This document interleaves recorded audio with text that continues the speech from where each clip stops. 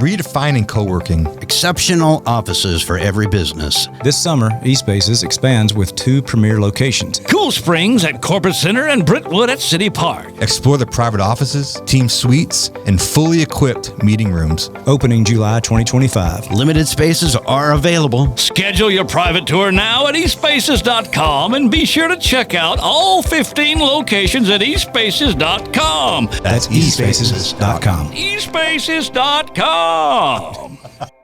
I wonder how many marriages, how many couples or emails that you've got or people that have talked to you that didn't leave a situation. Maybe the husband and wife weren't getting along excellently, but then they hear that song and think about those kids and think, you know what, we can be together. We're, you know what I mean? I just wonder how many thousands of lives that song has blessed. I've had quite a few people say that, like, there's been a few fans, like, where their daughter would walk away and the mom would come up to me and she said, I stuck it out in my marriage because of your song and because of that little girl right there. And I'm just like, ugh.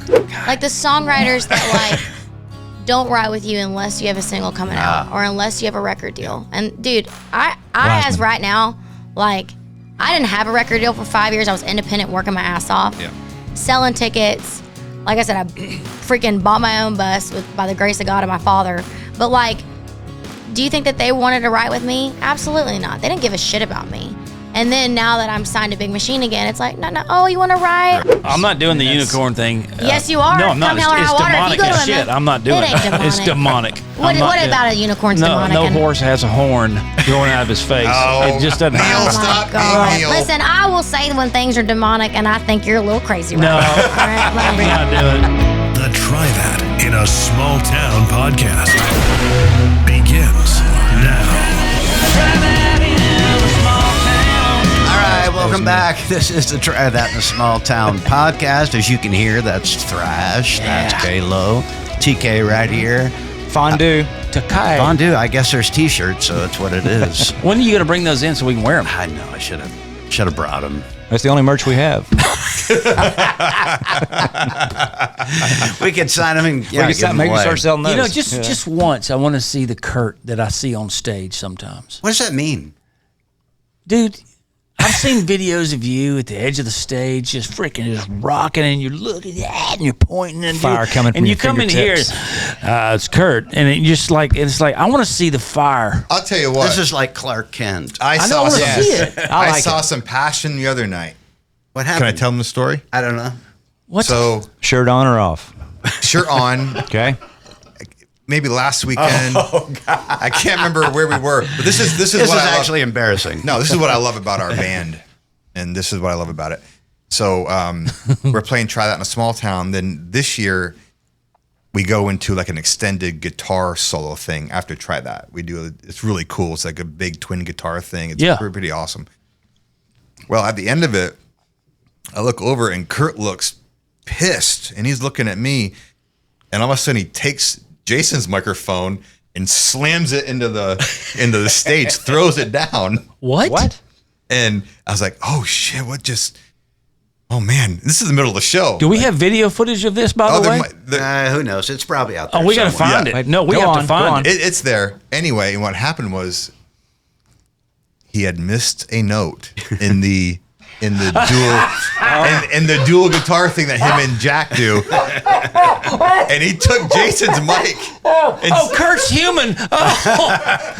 But we always talk about passion. Well, we take a lot of pride. I get it in the show, and it was like seriously amateur hour. Oh, it's a very involved solo thing though. Like I get it. But I've been pissed before. Obviously, I've hit wrong notes before, but for some reason, it just really irked me, and I was just like, and slammed the mic down. Of course, then his mic goes flying out. He took Aldean's mic out of his statement. and probably it was big to you, but a fan would never know that you missed. No, actually, nobody knew. Right? Okay. No. So it goes by really quick, but that's what I love though. Like, as a matter of fact, Tully came by to me later. He goes, "Did I do something? I thought it was pissed at me or something." Oh, really? Yeah. That'd be my first thought. Yeah. Tully did something. Obviously. Yeah. No, it's just, listen, Tully, I've never to this day heard Tully make a mistake. We take a lot of pride in the show, and we want it to be right. I can't believe though it affected you that bad because I mean I've done shows where I was flat that night or whatever, and I just wasn't feeling. But I never took it out. Well, so I agree. What got into you? I don't know. Well, maybe the whiskey. I tell you what keeps the band operating on what's tricky these days is in the old days we just toured. We never came off the road and toured. When you tour now, it's like we'll do. We may start the year and do 3 shows. And next thing you know, we've taken a month off and have to go back and do another random show or a festival. And so keeping it at the level that we want it at is a little trickier these days. Right. It's not like it's sporadic. It can be sporadic in certain times of the year. We just want it to be perfect. So it makes it harder. And sometimes, in a festival, we might not even get sound check, so we're, it's just tough to keep it as tight as we expect it to be. So when something like that happens, that's what I love most about the band. Like, it's like, But if somebody would have asked me how Kurt would respond to a mistake or if he didn't play it as well as he thought he should have, I would have never guessed that he would lost his shit like that. And usually you'd be right. You would just let it go. It was just I see one you letting moment. it go, and it's like I'm not doing that again. And you internalize it. I can see you internalizing that and going, I'm not doing that again. But that is my to MO destroy usually. your boss's microphone, I would have never guessed that. What's great? I didn't. Well, once it happened, I was like, "You freaking idiot!" I was probably more pissed. Then you were pissed. Yeah, then I was actually. And then our monitor guy, Evan Richardson, who's the sweetest guy, he's been with us probably 19 years now, 18 years. Evan comes on the talkback mic that we hear, and he goes, "Thanks, do," which is Kurt's other nickname. What did Jason say? I don't even think he was out doing his shtick, so he didn't know. Oh, good. He's got like an alternate mic out at the end of the thrust, which he was out there shaking hands or something because, like Tully said, it's an extended solo bit. Yeah.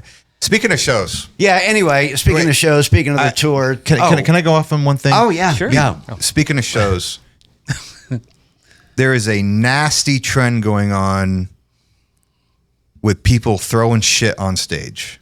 Yeah, and not just ours. I see it not everywhere. just ours. I mean, we had. What are they throwing? I mean, what is okay, it? for example, we were in Canada a couple weeks ago, and towards the end of the show, we're playing, and all of a sudden I saw like a shadow of something and feel something skim the top of my head.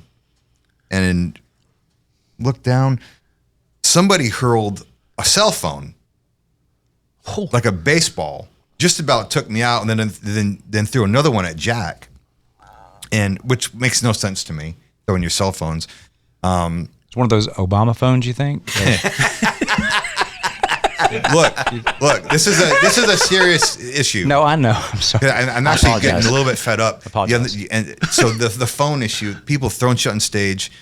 And the other night, Jason's out there and he looks down, he's out in the thrust, the extended part of our stage. He looks down and there's French fries and there's tomatoes and all this bullshit on the deck, on the stage. And Luke Bryan was playing in, was it South Dakota or North Dakota a few nights ago? Someone threw a ball at him. Yeah, I actually see it happen in a lot of concerts. I don't know what's going on. Wow. But it's stupid. We're out there. This is our job, taking it very seriously. And our fans, we love our fans. They're amazing. It only takes a couple of them to. I don't think it's the true fans. I think it's the same people that are hiring these protesters to go out and burn shit. The point they're is, hiring them to go to these shows and throw them to people. I don't like Jason. I don't know, but it's becoming a trend in like all shows where we're out there performing for you, and we make these stages so that Jason can get out there in the middle of the crowd. Yeah. So it's I'm not sure what's happening. It's not cool. No. Because we're out there, and you got to remember the other night when we were up there, like my first thought was like, are we getting shot at again? Seriously. Well, yeah, I mean, you're what people was don't that? realize how vulnerable you are up there. Oh Yeah. my gosh. And it's just not cool. We love our fans, and I will say the Aldean fans, I say they're the greatest. Like I'm not talking about our core fans, but there's some issues that does not exist for your playground. And there's a respect factor there that we seem to have lost. And me and Kurt went to the Oasis show in Cardiff. Amazing night. There was 80,000 people there. Kids crammed into the front row. And not once did anyone throw anything on stage or do anything. Look, this is a here problem. This is, I don't know if it's our genre or like our country. There's a lack of respect going on for the performers. Like, I don't know what it is. I don't know if social media is giving them a freedom of feeling that they're actually closer to the artists than they are. Yeah. I'm not sure what it is, but it's called alcohol. But we never. Well, we've always had that. Like we've been on the road though for 30 years. Like, and in this, I've never seen anything like. Occasionally, we would have a stage jumper. Yeah. Like back in the day, there always be someone somewhere who would try to hop up on stage, and our security guy would get them. But this throwing stuff, and man, it's becoming a thing. Yeah, and it's like it used to be maybe a hat or a bra, which is fine. Yeah. But now it's like people. I don't even know why you'd throw your phone, or the Zen can. It's like insane stuff that could. Yeah, actually hurt you. Yeah, it's. Let me know what you guys think it is, but it's for the. And like I said, 99.9% of our fans are just there to have a good time. Only takes one to ruin it. That's a fact. Right. Before next thing you know, there's no thrust and there's fences and we're 7 feet back, like it used to be. Yep. Yeah. Where you can't. Where it's and just Luke Bryan. I felt bad for him. I saw that the other night and hit him right in the face. Really? Yeah, hit him right in the face. What was it? It was a ball of some sort. Really? And you could tell, if you're trying to antagonize our artist, you're going about this the wrong way. Yeah, they're trying to get attention. Trying to get attention or get a reaction. You're just going to ruin it for everybody else. Well, pull an Axl Rose, man, and just dive off in there. Just dive. Just do a face dive right into their face. Hey, it's gonna happen. I just feel like lead with your bass. Just go straight down, right at them, right in the throat. It's just disrespectful. Well, at a minimum, are they when that happens? Surely the security's seeing that because they got to be close enough. Are they getting thrown out and tackled? You got to remember. No, you got to remember though. No. If you're looking, well, they should be. That would help. Yeah, but it's hard to tell. It's packed in there, and it's hard to tell where it's coming from, and it happens quick. There's a separation here. There's a respect factor here. If he's going to go out there and put himself out there, give him the respect of, look, don't throw shit. The stage is not your desk. Don't rest your phone and your drinks and your crap on there. Don't grab at our legs. Don't pull us down. Or we're going to be up there just far away. Maybe that dude doesn't like our podcast. Maybe that was like Amazing DV. It could have been him. No, he loves Amazing DV loves our podcast. It wasn't Ed. No, he would. No, you weren't there. He would only throw it if you were there. But they didn't. My point is they didn't throw the phone at Jason. They threw it at Tully. And I'm like, it could be like one of our people that one of our haters. Doesn't. Yeah, they don't like where we're going, or something. It could be, and that's a good thing, Tully. We got to have haters for our podcast. We got them, believe me. Yeah, but it is. I mean, you got to think about that. If you're up there, when you're focused on what you're playing too, and what's next and where are you, and we've seen Jason have the bob and weave around. You don't want to be looking up and be distracted by. I hope nobody throws something at us tonight. Well, trust me, you got to keep you on edge. It would keep you on edge. We got to get to Ray. We're cutting into our time. That's fantastic. Oh, this is great. We got to talk about our guest tonight. Okay. RaeLynn, who's out on tour with us. She's the opening act. She's a spark plug. She's fantastic. She's an incredible performer, artist, writer. She's just a lot of fun. You guys have not met her before, right? No. I'm looking forward to it. And I've done research, listened to a lot of her songs and everything like that. I have a huge respect for her and just very anxious to meet her and talk. Yeah, she's great. And we'll talk about her husband a little bit too, who I know you've gotten to meet a little bit, Josh. But he's amazing, and they're amazing together, and great heart, great couple. What's his name? Josh. And he may be tougher than us. It's possible. Hey, he may have thrown the phone. No. Definitely not him. No. Definitely not him. Green Berets don't throw phones. All he wanted was a selfie. Well, yeah. Let's not wait any longer. Let's get to Ray. All right, let's start off with the fact that how old are you and how old is your child? Hold on, who's doing the let her interviewing here? Let her in. Wait, I'm kind of like this is the fantastic. RaeLynn podcast. That's what I'm saying. Yeah. I'm just curious. Are we on, Jim? I'm rolling. Oh, good. Jim is rolling. Jim, can I call you Jimmy? Because I love Cold calling Jim's you I Jimmy. love it. So go, Ray. Yeah. What do you got to ask? So, how old are you and how old is your child? Because Wow, I'm really intrigued. And how old is your wife? Tell me Let's your life just, story. let's just jump right into it. My wife's going to love this topic. Okay. What's your wife's name? Rachel. Oh, that's my real name. I know. My name is RaeLynn. My maiden name was Woodward, but That's your government name? Yep. no, my government name now is Davis. I've been married for 10 years. But when you were born. When I was born, Woodward, yeah. Okay. Well, then you went to RaeLynn because you wanted. Wait. Back on. He's deflecting. Wait a minute. Good try. He's No, deflecting. you- How old are you and how old is your child? Let's go. I'm 57. Okay. So it's a normal and kid rearing age, I think. I'm going to start calling you Mick Jagger. Baby Lucy is about 18 months. Okay. Yeah. Oh. So, and we took her to preschool to meet her teacher this morning, Okay. which didn't go well because she's had several nannies, and the last, which is Emma, which is Neil's daughter, is amazing, and they just She love like it. each other. Yeah. And they're at home, and they're playing, they're doing all this stuff, and laughing, listening to music, and coloring and everything. Anyway, we took her into preschool this morning. She screamed the whole time. We think it's because she thought she's going to the doctor. Yeah. That's probably what it was. But yeah, but we didn't drop her off. We just kind of. But how old is Rachel? Yeah, and so we. So Lucy's 18 months, and we're just doing great. And how old's Rachel? Yes, I think that's a great question. Kurt? No, I think she's 33-ish. Hell yeah. Come on. Yeah. Congratulations, No, man. Thank you. Yeah. Kalo did good. Hey, I'm proud of you. Well, thank you you. must have a great sense of humor. Well, I don't know. You know? We'll see. He's got the We'll best see. sense of humor. Hold on. Why are you Yeah, saying no. he must have a amazing. great sense of humor? That's his most redeeming quality. Oh, good follow-up, Kurt. Yeah. Like that's the only thing possible it could be. No, Wow. I'm just kidding with you. That's amazing. Well, Rachel sounds like a nice lady. We obviously amazing. share the same name. So Well, let's that's get cool. back to Ray. I do feel like we're on her podcast. I know. Maybe you No, should I like just think him. it's hilarious. I I, like just it. had to know. I had to know the backstory on this. This is great. Only men could do that shit, though. It's like straight up, like Well, you know, women could do we could. it. It just doesn't ever get taken the same way. Yeah, Yeah, but but that's okay. we're never going to That's ask okay. them how old they are. How old are you?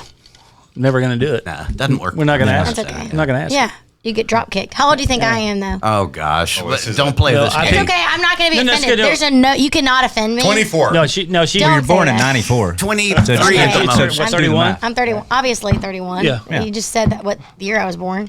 Well, I'm quick. If at you math. didn't know I was born in 94, how old would you say? It's okay. Do I look like I'm in my 30s, don't I? No. 20s. No, that's What's wrong with that? Come on. I'm actually, I love my 30s so far. Mm-hmm. I wouldn't go back to my 20s to save my life. We met you when you were 19. 19. Oh Yeah. my gosh! Are you That's, serious? that's how old we are. But it's so awesome. You're on tour with us now. Yes. And I got to tell you, you probably don't realize this, but very rarely do we hang out with the opening act. This is true. This is actually very true. It's actually true, and to all our other opening acts, this is no secret. It feels like we've been on tour together for a lot. Like it's so fun. Oh, it's such a good hang, and yeah. Did you know Jason and Brittany or Brittany before this tour? Yeah, so the first time I met Jason, I was I think I was like 19. And I was at some after party. It was after some CMT event. I was just off The Voice, and I was at this party with Blake Shelton. And obviously, it's my first time hanging out with any huge country stars. And Blake was like, hey, just, find me in a room if you, like, because I'm like I will talk to everybody, and so I just kind of get lost in my own little world. And he knew that would be the case with me, and so. But I met Luke for the first time that night, and he was so precious. I met Ryan Tedder, and then I met Jason, and Jason was as kind could be. And that was the first time I met him, and I mean, I was just like, I could not believe that I was in that room. It was wild. But you too, though, you have this personality about you. Like we talked about it briefly. My son came out on the road last weekend. And the picture of you and him is now a screensaver on his phone. So it's like this personality, and it feels so amazing to have you out. You got a great crew of people. Thank you. Just one of those rare times where like, let's hang out with the opening act. She's awesome. Yeah, Thank you. but we've known you for a long time. But it's nice to, your perseverance and what you're going through, and you're cutting new music, and it has been a long time. It has, yeah. Which doesn't feel like it, but it has. Yeah. You know, so let's get some history, because I actually didn't even know that you were on The Voice. Yeah. Yeah. Blake's team, right? Yeah, so I was on season 2. I'm an original gangster on The Voice, huh? What year was that? That was, 2012. Wow. So, because right after, I was coming back and forth to Nashville in 2011, kind of getting my, feet wet, writing music here. My first meeting in town was BMI, and then I went and met with ASCAP, and then I went and signed with ASCAP. And then my girl at ASCAP was a girl named Leanne Phelan. Yeah. And Leanne started setting me up with rights, and my first writing session was with, so backstory a little more than that is I, before I did music, I actually was like doing the acting thing. And so I was going, cool. I graduated at 16. I knew that college was not for me, but my dad was like, hey, you can try this for a couple years, but you got to go to college by the age of 19 if something doesn't work out. And I was like, okay, I can do this. And so I was going to LA to do like some auditions and stuff. And I grew up in a really musical family, but I think I didn't want to do music because I wanted to do my own thing. And I was like, okay, I know already how to do music. That's so funny because I really didn't know how to do music. But in my brain, I was like, my whole family does music. I want my thing to be acting. Well, I quickly realized LA was not my scene, and the acting nobody wanted to help each other out. Like I would be in these auditions and I felt like the country bumpkin in the room, and I was trying to get rid of my accent to be this person that I'm not. And I'm like, and then like, I'm like, oh, where are you from? How are you? And these like chicks would just like look at me, and their moms were just so mean. I was like, this sucks. Yeah, like, this is bullshit. It is. And two different worlds. Very cutthroat. And so while I was in, going back and forth to California from Texas, I just started writing songs and at my, just in my off time. And I met and I signed up for this open mic night on Ventura Boulevard, and it's just so funny because I wasn't even there for a year. I was just going back and forth for auditions, and this woman, I always prayed every morning when I was praying to God. I was like, God, I pray that you would, give me divine appointments and divine connections and open doors in any situation. Like I pray that you would just go before me. And I played at this little local coffee shop thing to get a free music video, and I was like, yeah, I want a free music video. I'm sorry, I don't know if I can say that word. Okay. But like, I was like, I want a free music video. Right after I just said I was praying God. This woman was there. And by the way, people approach you all the time when you do music. They're like, oh, I'll cut, 5 tracks on you, $6,000 a track. And you're like, yeah, hell yeah, $6,000 Who would ever track. do that? And it's like, you don't really know like what you're getting into. And so, but this woman came up to me after I got done playing an original song, and I sang like Ingrid Michaelson, I forgot The Way I Am or something like that. And she was like, I think you're really talented. Would you come by my office, my home office? I used to work for Warner Chappell. My name is Judy Stakey. Mm-hmm. And I was like, I don't know if I believe this chick, but okay. And then I looked her up and I was like, oh, wait, she actually worked with like Katy Perry and Sheryl Crow. And she was the head of creative over at Warner Chappell, LA for a really long time. And so I went with her I went over to her house, and she was like, I really do think that you have a gift for songwriting. And I was like, okay, well, that sounds cool. And so she was like, let's do a guitar vocal of the song that I wrote called Baby That's My Type. It was the first song I ever wrote. And she said, let's do a guitar vocal. I want to send it to some friends in Nashville, and let's see if they want to write with you. And I was like, okay. And so it was just a little guitar vocal we did on GarageBand. And she said, by the way, when I send this, you'll be lucky if one person wants to write with you. I was like, okay, like you can't hurt my feelings, like whatever. So she sent it out to 12 different people, and all 12 wanted to write with me. And she was like, oh, okay, this is like, we've got something special here. And I was 17 at the time. And, I just turned 17. And so she was the one that set up the meeting with BMI and set up the meeting with, ASCAP. And then we quickly realized that ASCAP was the move. But my first writing sessions in Nashville were with Natalie Hemby, Nicole Gallion and April Jesberet, Brad Tersey before he was in Old Dominion. I'm trying to think who else. Like there was just so many legends that I was in the room. When I wrote with Natalie Hemby, I was like freaking out. I was like shaking in the room because she wrote White Liar. And like, she's so great. Oh, and she's just sweet as sugar and like so kind. And but that's kind of what started for me. And so when I was here in Nashville, I was going back. So I moved back to Texas, where I wasn't really like gone from Texas. I was going back and forth to LA. I came back home, and then I started going back and forth to Nashville. And then they were having auditions in Nashville for The Voice. And then that's how I auditioned for The Voice, was when I was here one time. Where did you finish? Because you didn't win. I didn't. With quarterfinals? Yeah. Or semis? I was at, so that was when, so I think season 4 is when they started making it where it didn't matter what team you were on. Like, if you were the top 8, 4 people could be from Blake's team, and then, but on season 2, they had 1 person from each team. So it kind of, I think the way that they did it in season 4 was better, because it, like, you wouldn't just make it in the finale just because you were on Adam's team. You would actually make it to the finale because you were the top voted one. Does that make sense? Because it's like, that's the crappy thing about season 2 is like, I could have had more votes than the person that made it the highest on Adam's team, but he actually made it through because he was the highest one on Adam's team. Does that make sense? Who did win, and are they relevant? Jermaine Paul won. He was Alicia Keys' backup singer, and he's still doing a lot of stuff. Yeah, he's doing great. I made it to the semifinals. I actually remember when I choked on stage. I sang If I Die Young, and I hit this note, y'all, and it was so awful. It's the curse of Van Perry. Yeah. What? Oh, don't say that. It's the curse of Van Perry. I mean, you just picked the wrong. Well, I was pissed off because like I only sang rock bangers. Like I started off singing Hell on Heels. You sang She's Country, didn't you? Yes. Yeah. So I did Hell on Heels. Then I did Wake Up Call. I did a country version of Wake Up Call by Maroon 5, and then I did She's Country, and then my battle song is freaking If I Die Young. Like, I'm about to die on this stage. Where was the bad note? Where was it? Oh, it was the put on your best boys and I wear my pearls, and I like my note.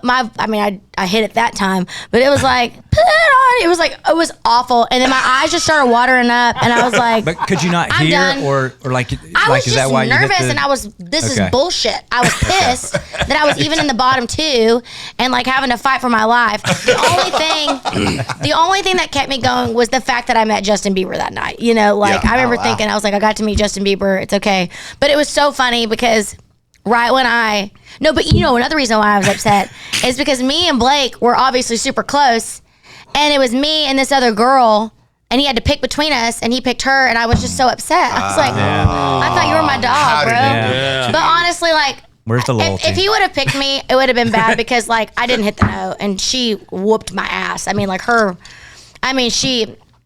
she killed. She Are you and Blake still friends? Do you we're talk still to friends. Yeah, I love Blake. You sang on Boys Around Here. Is that right? I sang on Boys Around Here. Yeah. I sang on Buzzin'. Yeah. I've done a few like little vocal things with him. Yeah, he's great. You know, we talk about this a lot in here. I wish that the female artist thing in Nashville. Yeah. It's gotten a little tricky. It has.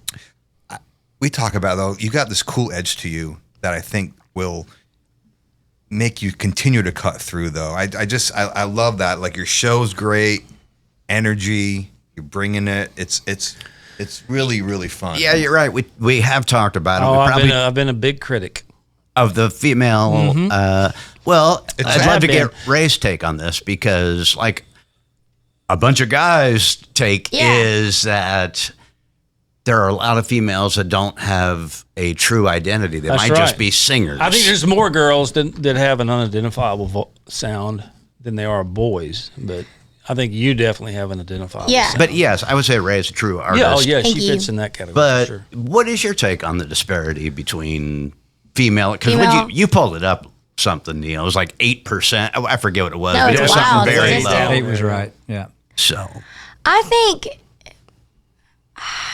it's tricky. I don't know. It is tricky.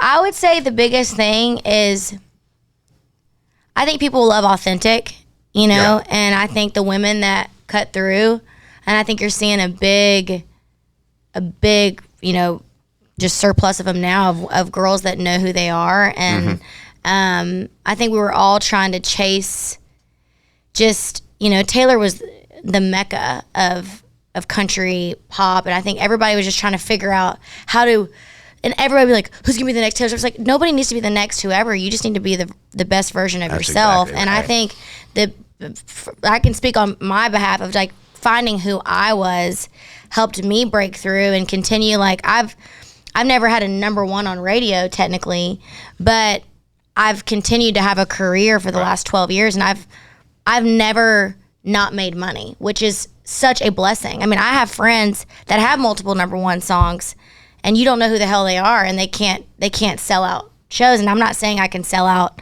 huge venues, but I can at least make enough money to, you know, support this lifestyle. And I bought a bus last year, and like there was just things that, like, as an independent artist, I never thought I could do.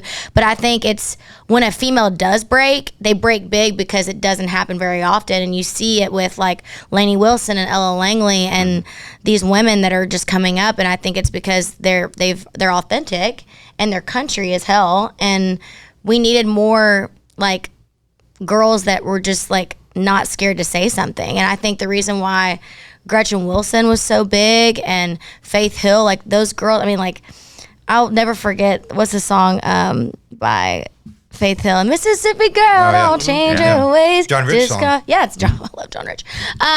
But, you know, they were just normal girl next door chicks, and I feel like that you're seeing that. And I think for guys, like, there's so many, I mean, I'm not a dude, but a lot of them, and I think the reason why Jason is still so big is because his voice is so unique, and he cuts through, and his music sounds like Jason. And I think a lot of the guys, they can tend to sound alike, but that kind of works for them because then all of radio, it's like it makes sense. Does that make sense? Well, like it fits that mold, right? As much of a problem as we have with females right now, as far as getting female headliners, we have the same problem with the male acts of saturation. If it's sounding the same, because it's like it's another guy with a hat turned backwards who I, you know, named Brett, who I can't, you know, tell apart. Yeah, and they may be, like you said, they might have like, 2 number one hits, but like who's going to like see their shows? I think, and I think that's the difference between like building a fan base and like. I mean, after every show, I'm out there shaking hands, kissing babies. Yeah. Like, I love my fans. Like, I don't care. And I even said this, like, when I was on the road, and I think after I had, I used to get in my head about how many people would come to my shows until I had my daughter. And because after I had her, I had a whole new identity about life. I was just like, if this all went to hell and I never put out another song or did another show, I don't give a shit. I love being a mom. I love being a wife. I'm so happy. Your perspective changes. My perspective of life changed. So when I went out on the road and I had an actual agent who was actually making me money, like when I was playing, you know, some clubs that were like 400, 500 people. So when people like, I remember one show, it was 80 people that showed up. And this was about a year and a half ago. But if that would have been me like 8 years ago, I'd have been like, oh my God, nobody hates me. But I like went out there and I was like, well, these 80 will tell hopefully 80 more. Yeah. And I went out there and it was the best show ever. And we did our big, like we had a huge merch number because everybody there bought like 2 or 3 things. It was just like, people don't want to do the work for the small to gain the big. And I think with any artist, you have to do the work. And then and then it was so funny because that show was a week before, and then we played Spokane, and I sold it was 1,500 tickets, and we sold out the little, because I'd been there like 6 times. So it's just like, you've got to put in the work, but it's just nobody wants to do that anymore. And and there's something about that. What they want to do now is, you brought up a great point, you know, but you get that because like when we were starting with Jason, and Hicktown was at 40, and we're out there playing 1,000 shows a year. You hit a pocket. You know, I remember playing a club where there's 20 people there. Yeah. But that mentality you have is important. Like, well, those 20 people are going to get their faces melted. Yeah. You know what I mean? And then you might do 500 the next night. But that's the magic time. Yep. When you know you're on the cusp of something. Yes. You know, which you definitely are. I mean, we see you, like, I'll be walking back and I'll see you outside your bus doing like a little meet and greet, or you're meeting, you're shaking hands. It feels like you're meeting everybody, which is amazing. Like, you can't do that enough.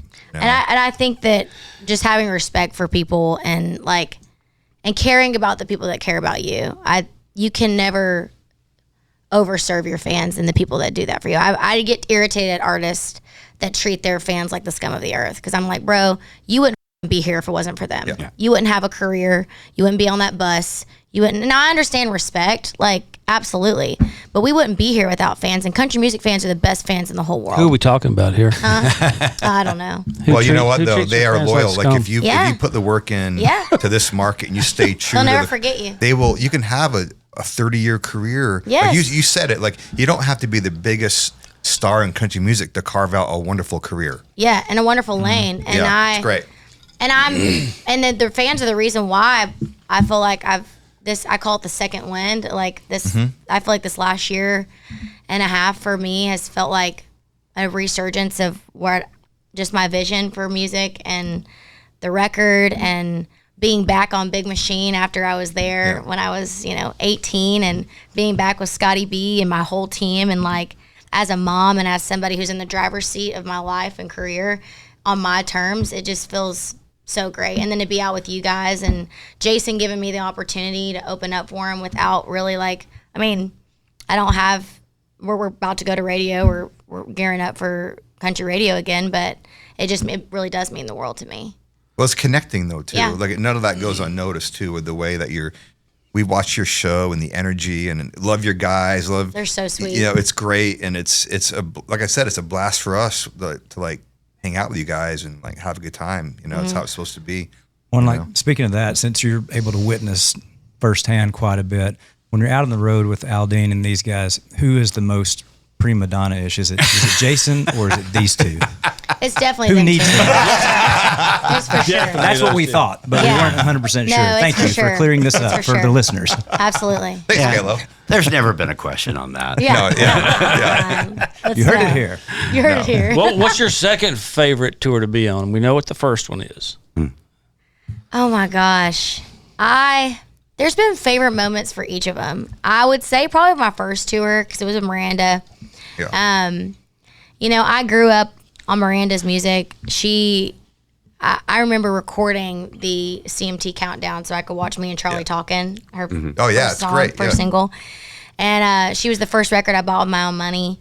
And I still get goosebumps thinking about the fact that being on her tour, not only as a fan, but then she took me in as a sister. That was a real wild time for me, especially I don't think every artist gets that kind of experience that quick. And between her and Blake, they both really helped me figure out Nashville and put me in just really great rooms with really great people. But that tour was really fun. It was a co-headlining tour with her and Dierks Bentley.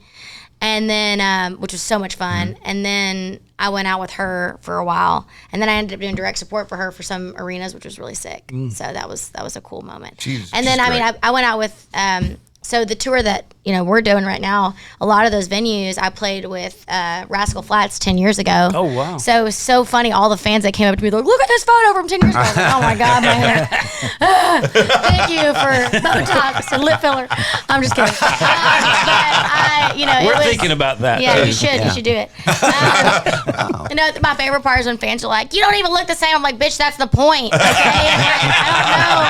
Do you think that I don't know? I didn't want lizard lips anymore. Anyways, but I hate it when they think that that's them being whatever. Anyways, it's so funny. But no, Flats was fun. I'm trying to think of some other fun tours. I got to open up for Garth Brooks for a show. That was a crazy experience. It was just acoustic, which I thought was cool. He only had openers, just them and a guitar, and that was just a cool experience. Did he make you wear a headset mic? No, thank God. I did one of my favorite shows was when I was opening up for Maren Morris, actually. And we talked about her a lot. Interesting. And so, but she's a huge fan of ours. Huge fan of me too. But other than that, she did give me some really great experiences. And one of the experiences when I got to open up for her, and we played Royal Albert Hall, and that was a great show. And singing Love Triangle at Royal Albert Hall, where the Queen of England has been, that was like a pinch me moment. I'm trying to think of some and another moment on stage I'll never forget is right after I got like fired off The Voice when Blake didn't choose me or whatever, I was obviously upset and I was crying, and Miranda calls me and she's like, hey, stop crying, everything's good. She's like, do you want to come out next week and sing with me at Stagecoach? And I was like, what Stagecoach? I had no idea what Stagecoach was. And I was like, okay. And so then literally I went home for 2 days, and then I flew out, and like not even a week and a half after being eliminated off The Voice, I got to play in front of, 60, 70,000 people when we did my version of Wake Up Call at Stagecoach, which was wild. Take that, Blake. I know. You talk about Miranda. I got to talk to her about her real quick, because it's funny you mentioned Miranda, because you remind me of Miranda. I'm going to go get a refill while you talk about Miranda. I mean, I thought hold you on. said, Let's wait. We'll take a break. I thought you said Maren Moore. Sorry. Oh, go ahead. no. Continue. No, we wouldn't. The Miranda thing. Yeah. We toured with her 05, 06, and we were doing little co-headlining stuff. And I remember the first time we met her, we played a show at some little place, and she's sitting there chewing tobacco. I'm like, this chick is awesome. She's killer. After Vegas happened, I'll never forget this. We've had a good run with Miranda. She's done like 2 or 3 songs with us, and after Vegas, the shooting, when we went back on the road, the first show was in Tulsa, which we just played, that arena, and she flew down for it and was just here hanging out with us backstage, just as a friend. Support, yeah. And it like took time out of her schedule, and flew down there. Will always mean so much to us. That's the kind of person she is. She is. 100% is, and it sounds like she was a mentor and a confidant to you, and it got me thinking. It's like Aldean's got a lot of friends in the business, but Luke probably is his really close friend, Luke Bryan. Do you have somebody like that, or is the women, are they a little too catty for that? No, I think the whole like women catty thing. First of all, I've just never let that get to me. Yeah. If you don't like me, I don't give a shit. I'm too exhausted to care. Yeah. I know some girls, like, when somebody tries it, I just don't give a shit. I don't. And it's literally, and maybe it's because I really have lived in my own bubble a little bit. I mean, I got married at 21. Like, I've always been, like, just all about family and kind of just keeping my mind in a good spot. And don't get me wrong, there's been times when I've, been insecure about certain relationships, especially with women. But as you get older, especially, like, I'm just like, we're all too old to be catty. And it's like, and if you don't like me, I'm okay with it. And if you said something behind my back, it was behind my back, so I really don't need to know about it. Like, that's just how I feel. And but I will say, for the most part, I feel like everybody, the ones that are that way, nobody wants to be around them. But the good ones, like, Lainey Wilson's been a friend of mine for a long time. She's so kind. Ella's so sweet. I'm not really close to Ella. I met her for the first time at the Opry before Look Like You Love Me like blew up, but she was the kindest of kind. And Miranda even too, like, because I was friends with them when her and Blake were married, and even through their split, she was still so kind to me. And I didn't really know how that would be, because that was hard. I think that was hard for everybody. But they both really did. When I look at my first like 5 and 6 years of being in Nashville, they helped me so much. And Miranda was such a mentor. I mean, we wrote songs together. We were on tour together for so long. And so was Blake. I mean, Blake just, and he's still, like, if I called him right now, I know he would be there for me. And he's always cared about what song's coming out. And now he just wants photos of Daisy. Like, he loves Daisy.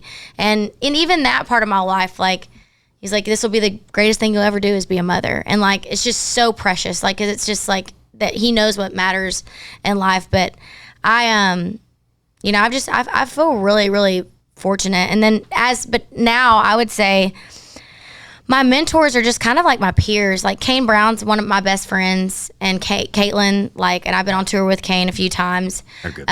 Oh my gosh, Kane and Caitlin and we have daughters the same age, and it's cool to see your friends just their star rise and them stay the same. And that's how Kane is. Dan and Shay were they were some of my first friends in Nashville. I'm trying to think of who else. I mean, I've just had so many like friends that have just like taken off. But and even John Party, they're my neighbors too, John and Summer. But even Brittany, like Brittany was me and Brittany got close. Probably like it was right when Josh went off to the military, my husband, and then I started hanging out with her and Jason, and obviously Jason's close with Kane, so it was just a really fun like girl, hang with me, Caitlin, and Britt. But just I think that's one thing that we can all say about country music is when you find your people, you find them and you stick with them, and I think this industry just goes to show that. And it's like this tour, like. I know that I probably wouldn't have had this opportunity if I didn't have the relationship that I had with Jason and Britt. And obviously they know that I'm a great artist and there's music that I have that's great. But I think it's mainly because we have a good relationship and they know that I'm going to put the work in and be easy to work with as well. So I think it's kind of unique a little bit to the music industry. Like you're talking about, like if people have number ones, like we do compete, but it's mainly with ourselves. And like, can we write a better song and things like that? But whether it's artists or songwriters, if these guys have a number one and Neil and I don't, are we mad? You damn yes, right. No, but we're excited for them. Do you want to be on it? Yes, but you're excited for them because you know how it feels or whoever it is. And so we really don't, we root against no one, which is kind of unique. I don't think that's always the same. Like if I were a realtor, all the realtors pull for each other? I don't know. No. Maybe not because they're individuals. We're individuals, but we still pull for each other. And if anybody does root against anybody, they don't last. Like think about I think about the songwriters, and I'm not going to name any. God, like the songwriters that like don't write with you unless you have a single coming out or unless you have a record deal. And dude, I as right now, like I didn't have a record deal for 5 years. I was independent, working my ass off, selling tickets. Like I said, I freaking bought my own bus by the grace of God and my father. But like, do you think that they wanted to write with me? Absolutely not. They didn't give a shit about me.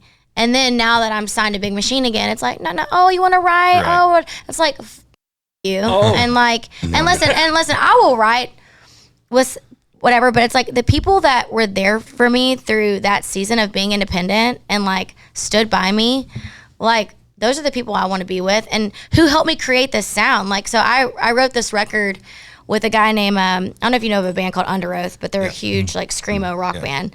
Actually the first time I went to an Under Oath show with some kids from youth group when I was like, I told this to Aaron, he was so upset.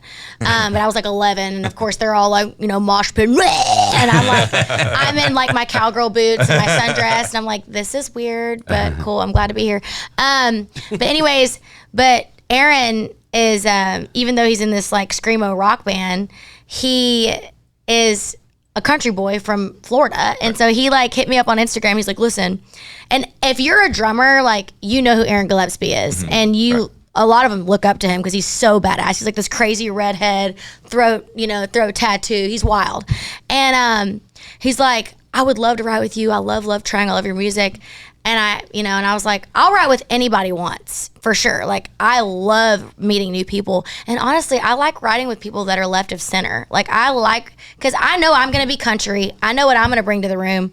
Like, but I like writing with people that bring something different, of me out. And so, anyways, so we wrote, and the first song we wrote was a song called If I Make It Into Heaven.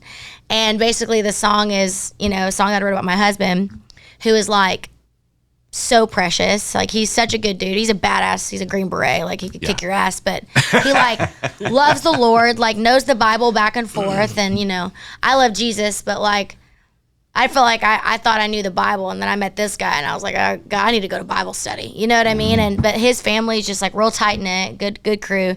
And so basically the hook is, if I make it into heaven, it'll be because of you. And it's talking about a good man loving a wild child. And so it's literally our story of how we met. And so that was the first song we wrote. And then the second song we wrote was a song called Long Live Country Music, which is the title of my next record. And so I was like, okay, is the magic in me and Aaron writing together, or is it his production? And so then there was a few songs that I wrote. Like, I wrote this song with John Rich and Bob DePiro, and Bob's a legend, called Down and Dirty. And it was just like a guitar vocal. And I was like, I love this song. Let's see what you do with it. And then he made it into this and I was like, okay, there's something here. And so we just started working on this project together and started bringing in different songwriters and that I love and trust. And then after we got done with the record, we were just going to do it independently myself with my team at Jonas Group. So the Jonas Brothers' dad manages me, Kevin Jonas, who is a legend. He's so great. Cool guy. Isn't he awesome? Yeah, he is. Kevin is the best. I love Kevin. But I had a song in my old catalog that was over at Big Machine, Boyfriend, and Love Triangle, that were popping off on like TikTok, and I don't really know how that works, but it was, the metrics were going wild or whatever. And so Scott, was like, our songs are doing great. I was like, oh yeah, fun. And me and Scott have always, Scott Bruschetta, we've always remained friends. I had a single with Chris Jansen. That was my song. Which song was it? It didn't do much, but we had a song out. And so he's always been there for me. He's always been kind to me. Anytime a song of ours has gone gold or platinum, he's always reached out to me. And that's how it is. Like, you never burn any bridges. Like, you just be kind, move on. Sometimes things don't work out for a reason. That's okay. And he was like, do you have any new music? And I was like, yeah, I have this new project, but I'm putting it out independently. And he's like, do you have a partner? And I was like, I'm going to put it out independently. I'm my partner with Kevin. He's like, well, can I hear it? And I'm like, if you give me the deal you want, I want. We can hear it. And so him and Kevin got on the phone, and then we went over and played him the music, and he's like, I won't let you leave unless you come to Big Machine and like we finish what we started. And I was like, yeah, let's do it. And so we ended up going with Big Machine. It's cool because I have ownership of my own music. And then obviously I have catalog over there too, but it really did start with, me believing in what me and Aaron were creating. And I think the reason why it was so good is we didn't have anybody telling us what it should sound like or what it should be like. Well, you weren't thinking about the box. That's the thing. Like, sometimes, like, you got to, when you have that freedom of thinking and creativity, you end up finding your fingerprint naturally. And that feels like, from talking with you over the last few weeks too, hanging out, like, feels like what you've done, and got to talk about your husband too. He's awesome. Oh, I love Josh. He's like, I miss him when he's not around. I'm like, where's Josh? Frightening and comforting. Very large human. Very large human. I think as a wife, or like, and I'm sure you can feel this about your spouse, when people love the person you love as much as you do, it's like, it's so rewarding. And I love, he has made me like the woman that I am today, for sure. Yeah. Now, a question. Awesome. Sorry, tell it. Yeah. He joined the military after you got married? Yeah, so that would be for me. I was reading that and I was thinking, first, I'm not gonna lie. Is that a negative sign? Is it me? He wants to go to basic training. Honestly, he probably needed a break from me. I'm, especially a younger version of me. I'm a little tired now. 21-year-old me was like, ah! Like, he was probably like, I've got to get out of here. Send me to the Middle East. He's like, put me on the front line, bitch. I'm ready to go. I'll do it, Lord. No. My name is Glenn Story. I'm the founder and CEO of Patriot Mobile. And then we have 4 principles.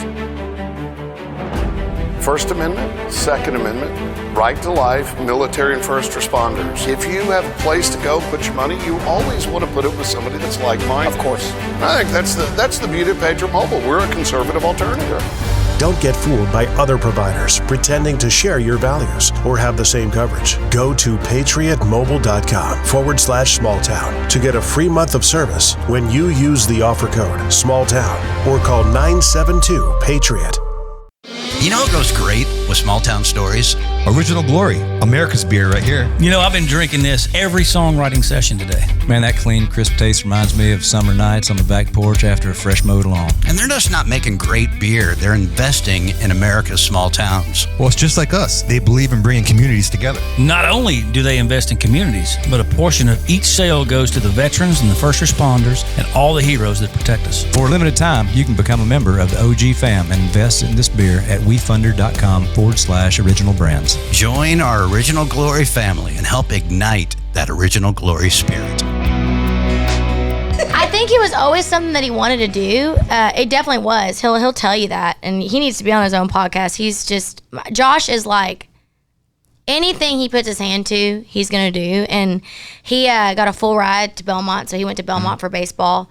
And all of his records are still, when you go down like the baseball halls, like. Really? I didn't know that about him. Oh, of course he didn't tell you. He's like, of course he's a stud. He's a stud. Like their baseball team has sucked since they left. What he was position? a pitcher, and then he, I think one of the bases, maybe second base. I don't know. Like he did one of the bases. He did. It's either 1, 2, or 3. I'm not sure. I feel kind of hurt. He didn't confide in me that. Like I feel like we're so close. You just gotta give him time. He's like, you just gotta work with him a little bit. But he got a full ride, too, right? The big leagues too. He went after. So yeah, and then Belmont. after Belmont, he got drafted to like one of the farm teams for the Cubs, and he played with them for a few years, and then he threw out his arm. Same thing happened to me. Yeah, that was threw out his arm, and then he's always done like the finance thing, like stocks. I mean, it's way by my pay grade. I don't know how any of that shit works. And so he got his degree in business and stuff like that, and business management or financial management.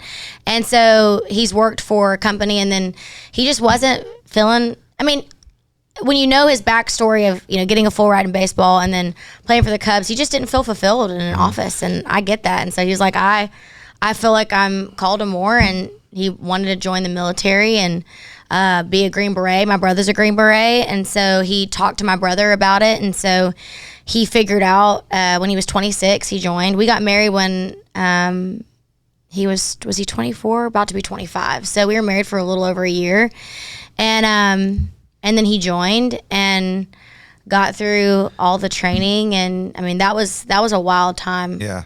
And so, but he never was officially deployed. He was about to be officially deployed, and then the world shut down, and then we got pregnant, and he decided that he was gonna get out. But it was about 6 years. Yeah. Wow. So thank you, Josh, for your service. That's amazing. Josh is the best. The other night we were talking about it, and I was telling him like we have so much respect for all the military. Yeah. But we have a lot of friends in special forces, and I said, man, I just can't believe the amount of training they do. Oh, it's wild. That's what I was telling him. Like he goes, well, I never deployed, and I said, yeah, but dude, you're a warrior already. Yeah, you're a hero in our eyes, everybody's eyes. A hero. I mean, you enlist, you put your life in their hands, and but the amount of training that they do around the clock, dangerous training, just to be ready. I mean, the schools that they go through, it's shit that people don't even know. But he is a great even guy. though he didn't get deployed, though, it's like those guys are willing. Well, he's available. He's willing and able. They've already made their minds up. They're ready. And I said, like, that's on your resume forever. You are a Green Beret. You're tabbed. You like.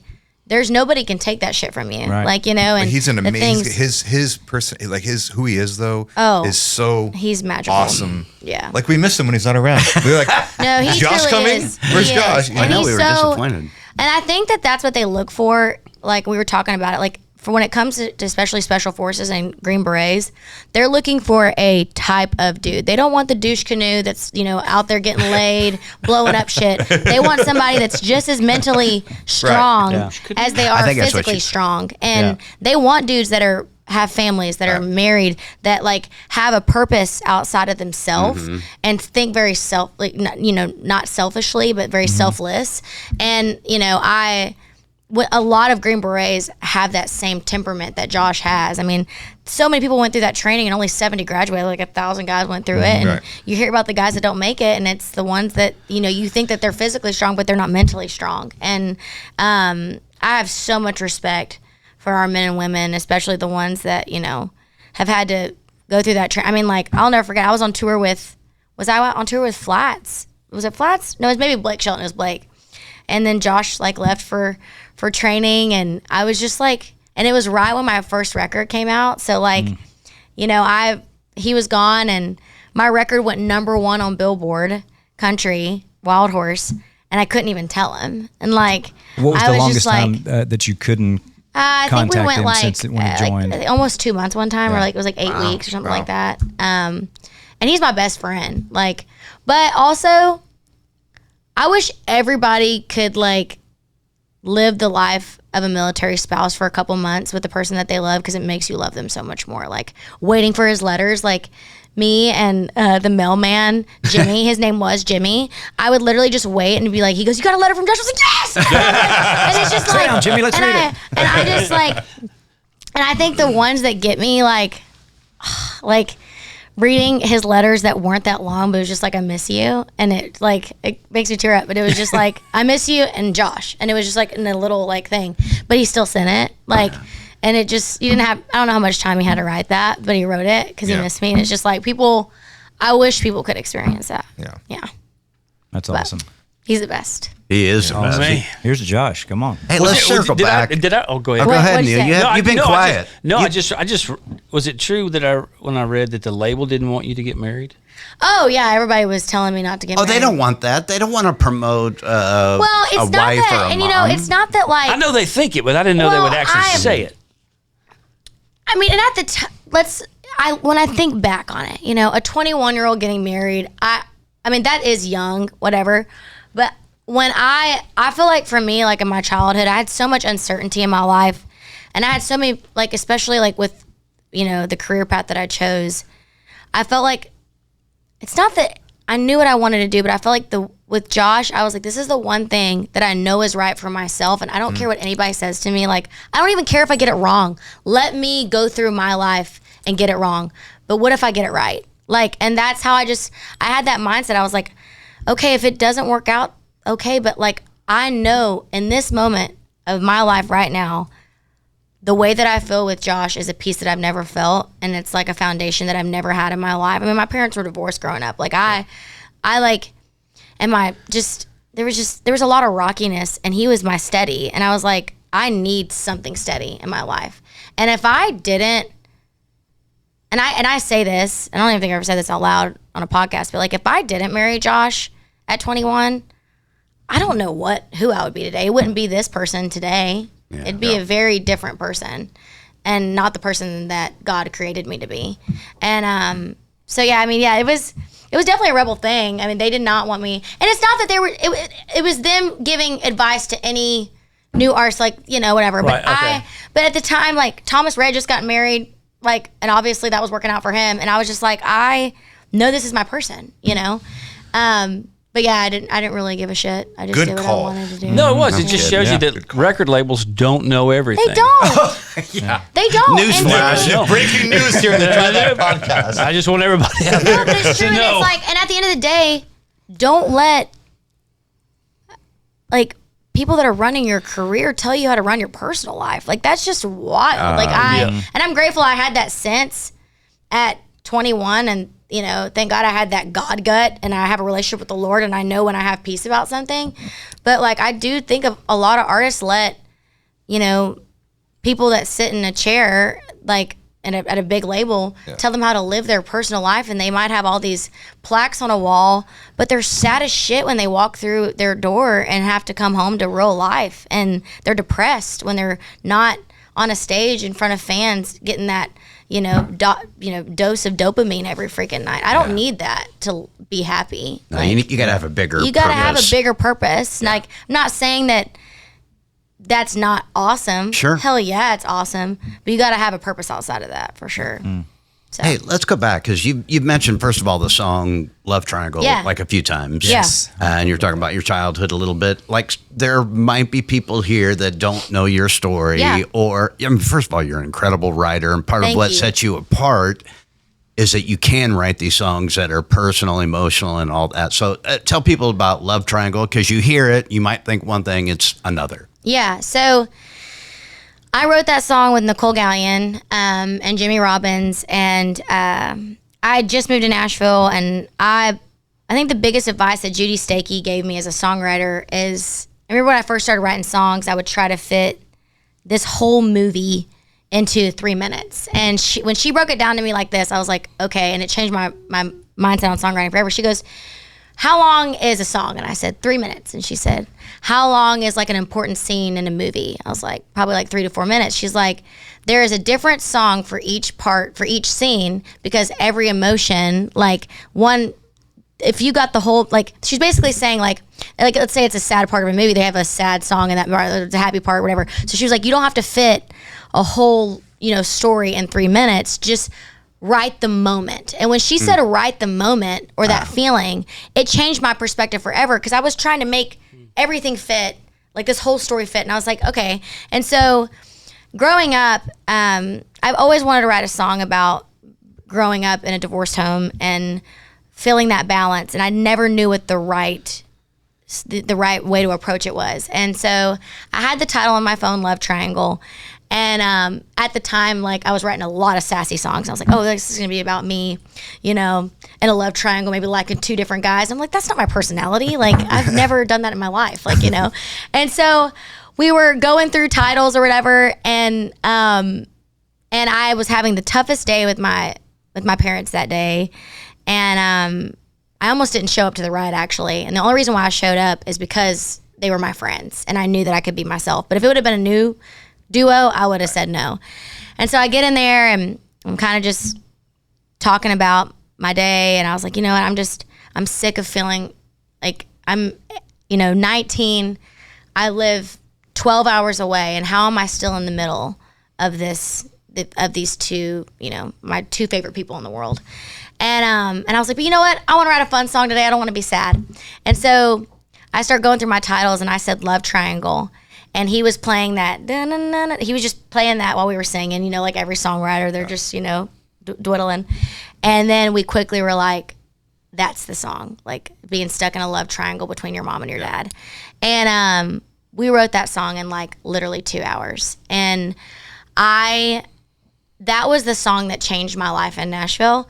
When that song, like when publishers started hearing that song, when labels started hearing that song, and I was already signed too, that's when everything started changing in my orbit, and writers that I wanted to write with me. And I feel like that was the first song that I was really vulnerable, and I felt like kind of gave me that stake that, oh, I can write more than, the fun bubblegum. That was easy for me, but I had actually something to say. And I love Triangle because it was a slow burn, that song. Like it, right. It's just continued to do well. It's continued to have success in its own way. I want to re-release it and put it on country radio. Like, that's my hope for that song. I do think that it lost an audience. Like, it gets a resurgence on TikTok every year. And it's had thousands and thousands of, it's gone gold. It's getting close. It's still doing so well. It's an impact song without having chart success. Yes. And there is a big difference. Yes. And I wanted to ask, and it's like Curtis said, it's a brilliant song. It's written perfectly. I heard it for the first time this morning because I was researching you and everything you. I thought I liked you, but don't know. So, you're already on the cusp. Started with the young wife. Yeah. No, but it's the first time I heard it, and I watched the video at the same time. Oh, don't watch the video. And no, but my thought was, as just the first time listen, is I wonder how many marriages, how many couples or emails that you've got or people that talk to you that didn't leave a situation. Maybe the husband and wife weren't getting along excellently, but then they hear that song and think about those kids and think, you know what, we can be together. You know what I mean? I just wonder how many thousands of lives that song has blessed. I've had quite a few people say that, like, there's been a few fans like where their daughter would walk away and the mom would come up to me and she said, I stuck it out in my marriage because of your song and because of that little girl right there. And I'm just like, ugh. Fans will get me, man. And then I had this one woman come up to me and said that her husband was like dealing with like bipolar stuff. And she was like, it was really hard to stay with him and stay, together. She's like, but your song, Love Triangle, she's like, I just couldn't.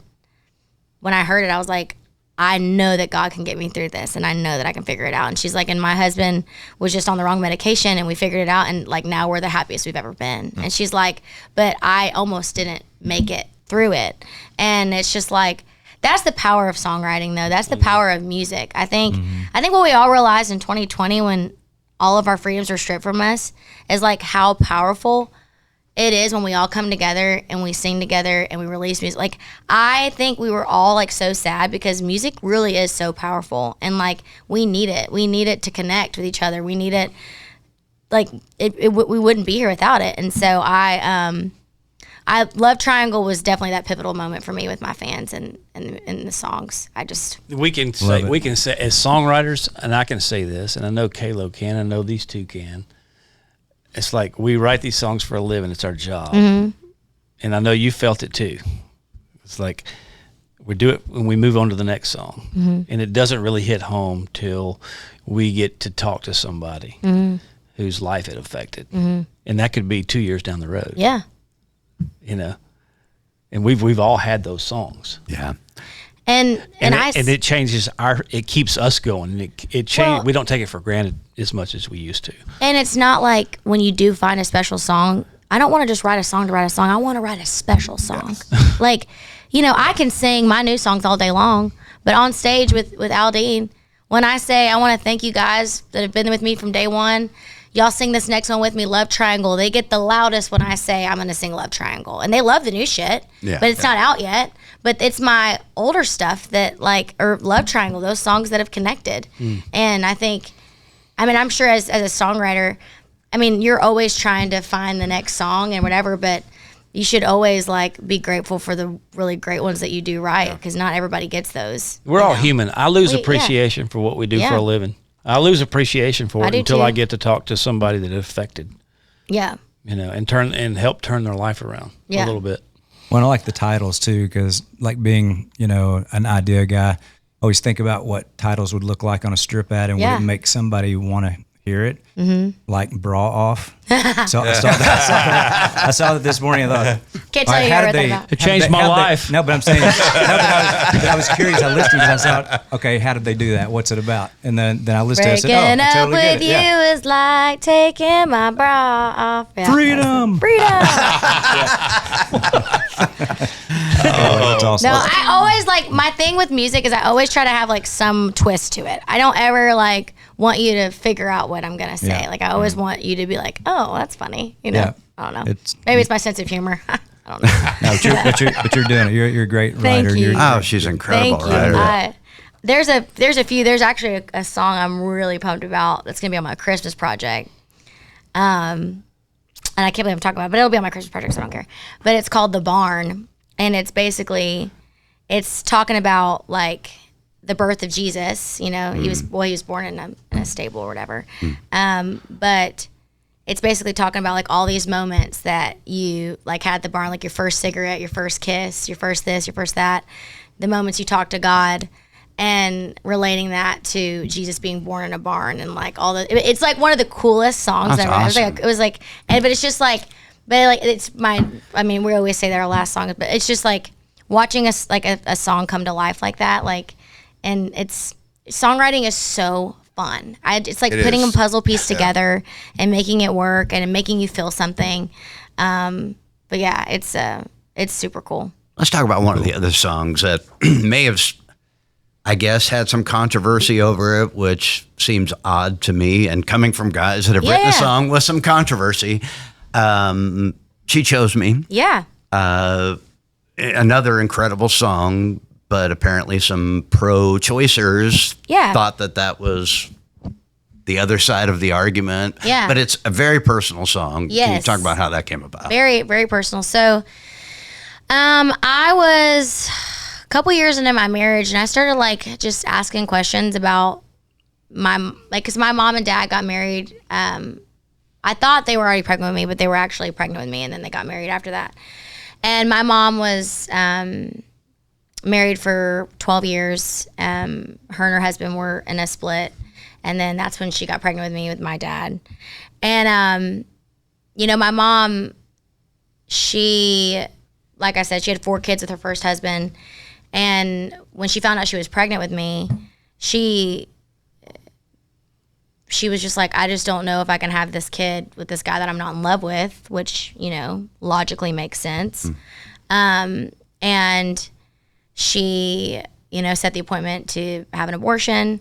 And not a lot of people knew that she was pregnant except her husband at the time. I think maybe my dad did, and then one other, maybe my aunt, her sister.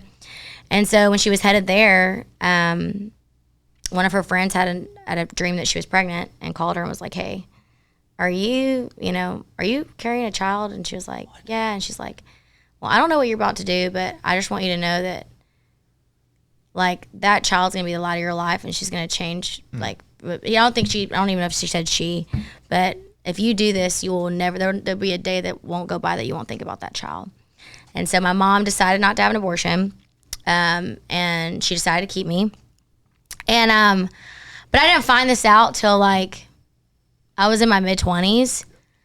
And I don't know, I've always been somebody that's been pro-life. You know, I feel like, to me, the unborn are the ultimate underdogs. Like, and I've always been somebody that's fought for the underdog. When I was in school, and if somebody was being made fun of, I would kick somebody's ass that made fun of anybody. Like, I sat with kids that were not the cool ones. Like, I've always just loved being friends with anybody that nobody wanted to be friends with, because I knew it. I got bullied in school too. Like, I hated bullies. And so to me, the unborn, like, nobody's there to fight for them. Like, they don't have a voice. And so when I found out that, like, when I found this out, this part of my story, I was like, shit, you're telling me I almost didn't exist? Like, you're telling me that, like, Josh almost didn't have a wife, Daisy almost didn't have a mom? Like, I just started getting, like, I saw the true realization of what life means, and you're taking somebody's choice away from them of life. And listen, I can get along with anybody. I can talk to anybody. I love hearing people's stories. I'm somebody, let's sit down and let's hash it out. Let's talk about it. But one thing you can't take away from me is my story, and God gave it to me for a reason. And when I found out that was, you know, the reality of my situation, I knew that God had given me that for a reason. And instead of being sad about it, I was like, well, first of all, and I always process things by writing about it. And so I wrote this song, called She Chose Me, and I wrote it with Josh Thompson. Oh yeah. So, like, Josh, so good. Yeah. I mean, when I told them what I wanted to write about that day, Josh, I thought he was going to be like, no, everybody thought it was going to be crazy. And I was like, if we do this song the right way, I know it's going to be special. Because my thing is I didn't want to bully the mother. Like, I wanted it to be, if it went the other way, nobody would have blamed her. Like, think of all the small, like, think of, it is the easy choice, but it doesn't mean it's the right choice. And that's the way I wanted to write it, where it's like, because I have so much compassion for my mom and how she felt in that moment. Yeah. Like, she was in a freaking Bible Belt church, you know, her going in there pregnant. And like, I can't imagine the shame that these, like, and that's awful. Like, we should never, anybody that's like, you know, like any unwed mothers, like we as the church, we as people should take care of those women. Like, that's our job. 100%. Are you a freaking Christian or not? Like, don't even get me started on my soapbox with that. So it's just like, you know, but to even feel like you have to make that decision for, like, it's just, it breaks my heart, because there is so much around it. But anyways, I really wanted to write it from a non-judgmental stance. And I feel like that's one thing that I love about She Chose Me, is it's not judgmental. It's just my story. And I said, if we stick to the story, it's not. And of course it became that. Yeah. But I don't let people, like, try to run over me, because I'm like, you can't take my story away from me. This is my life. I lived it. This is my song. I lived it. And it's, so I teased it on social media, and I almost didn't put it on my record. And this is like where Jesus comes in. He always comes in. But I didn't want to put it out because I didn't want it to be controversial. And I had 3 dreams every night. I was picking songs for my record, and I was talking to my manager, and I was like going through my singles or my songs, and She Chose Me was always a song that I said to This her. was in your dreams? In my dream. And I had it the first night, and I was like, all right, whatever you're saying, God, I'm not putting it on my record, whatever. Second time I had it, third time I had the same exact dream 3 times in a row. Wow. And I was like, all right, God, I'm not going to not listen to you. Like, whatever. And then I was just like, I was thinking about the way I would talk about it on a podcast, and I was like, well, nobody can take my story away from me. Like, this is just like, if you've been abused, or if, like, you know, nobody can take away from what you've been through, and that's not controversial. Like, to me, like, your story shouldn't be controversial. And Johnny Cash sang about hard shit, RaeLynn, like, all these amazing country artists have sung about really hard things. And I sung about Love Triangle was my song. So I was like, God has equipped me for this. And so anyways, I put it on the record, and I was pregnant at the time when my record Baytown came out. Wow. And it was my first independent release. And so right when the song came out, over 250,000 videos were made within a week on TikTok and Instagram of women telling their stories. and people choosing life. And my favorite ones were kids that have been adopted, and it just and them just thanking their adoptive parents for their biological parents for choosing to give them life, and then them giving them in the hands of people that want. Give them a chance. Think about how many. I know 4 couples right now that would give anything to be a parent, and it's so there's definitely a space for it, but it just that song, and that's why I always say whatever your truth is, and I hate when people say that's my truth, but whatever you've gone through, write about it, because it will connect to somebody, and when it does, it could in a major way, and it could change your life, but change their life too. And to be able to have a song that is somebody's story like that, and I'm super thankful that I put it out. I would have been regretful if I didn't. How did that topic come up? You said you were around 20 when your mom told you, or you learned. Yeah. It seems like I might have been willing to take that to my grave. How did that come up? It was kind of a difficult way it came up, and I don't want to get into the nitty gritty of that, but it was unfortunate the way it came up, but my husband was there to help me navigate it, which was really special. So yeah, I think it was really, my dad never wanted me to find out, and so I think my dad would have taken it to his grave. It's a crazy part of life. Yeah. Lately, I've been thinking about that, where when you're growing up and your parents are, my parents were divorced as well, but you're still your parents, so they're on this kind of pedestal. They are. And there's an interesting part of life when you realize that your parents are just people. They're human. Yeah. And that they've had to learn and go through things as well. They made mistakes, and and it's an interesting part of life, though, when that just a light switch for me was years ago. I'm wow, they're just people who are trying to figure out. My mom had me, and she was 20 years old, 21. So it's interesting when you start to figure that out. Yep. They had to navigate tough stuff too. And they're growing up. Like I said, and my mom grew up in a Pentecostal church. She was whatever. And then she left the church. It was just there was so much. And my dad was recently saved. And it's just, my dad owns his own tire company. He's owned his own tire company since he was 23. My dad is epic. He's from Louisiana. He's cool ass. He's awesome. But it's just they grew up just in such a different time, and they were just figuring it out too. And and I've had so many amazing fans that have talked about that song, and I got to go to Mar-a-Lago, and I was presented with Most Influential Mother of the Year by Mothers of America, which was amazing. So crazy to be in a room full of women that have fought for life, and I've gotten to do some things with live action, so it really opened a lot of doors for me in that field too, which was really cool. So we're super proud of you. Thank you. It's seriously the strength. Thank you. That's incredible. Let's kind of wrap it up with this. Yeah.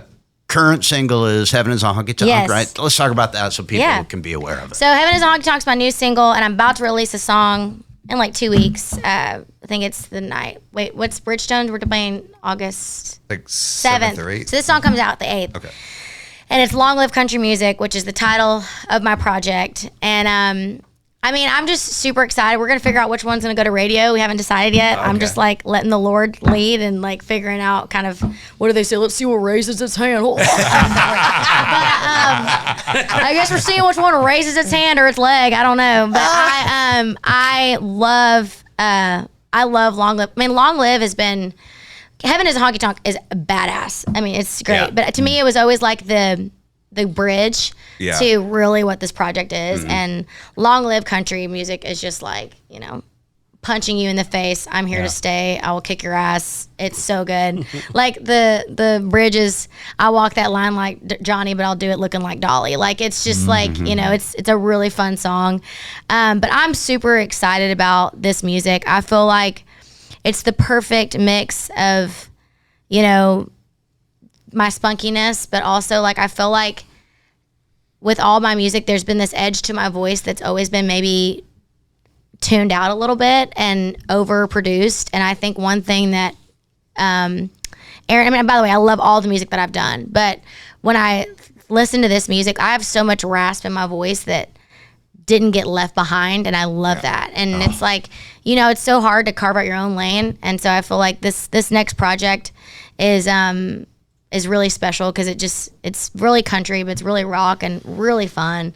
And I'm just really freaking proud of it. And I can't wait for the fans to hear it. And but it still has that heart. I think we're gonna have one ballad on the whole project, which is hilarious. Wow. I was just sick of writing sad songs. I was like, I'm not a sad person. I'm just like, you know. But like, we might have one more.